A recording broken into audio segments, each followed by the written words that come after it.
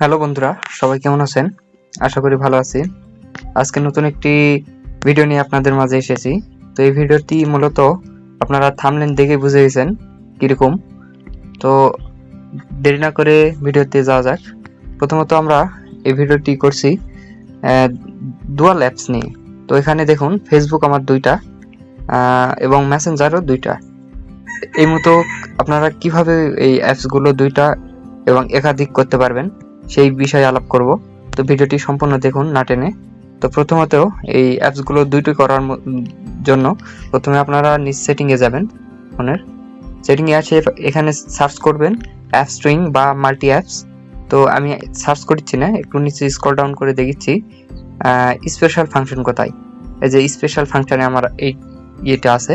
তো এখানে scroll down করে দেখবেন অ্যাপ স্ট্রিং। এই অ্যাপ স্ট্রিংয়ে অথবা মাল্টি অ্যাপস লেখা থাকবে কারো কারো ফোনে। তো এটা আমার Tecno Spark 20 pro plus phone. তো এখানে আমি ক্লিক করেছি অ্যাপ স্ট্রিং। তো অ্যাপ স্ট্রিংয়ে এখানে এসে দেখুন এই যে ফেসবুক আমার দুইটা ফেসবুকে ক্লিক করা আছে, তো দুইটা হয়ে আছে। এখন ইনস্টাগ্রাম যদি আমি করি, ইনস্টাগ্রামও দুইটা হয়ে গেল।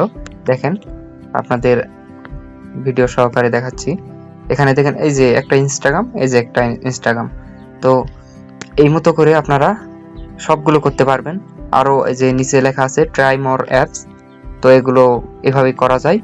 তো ভিডিওটি ভালো লাগলে একটা লাইক দিবেন, শেয়ার করে সবাইকে দেখার সুযোগ করে দিবেন, আর কমেন্টে বলবেন ভিডিওটি কেমন হয়েছে।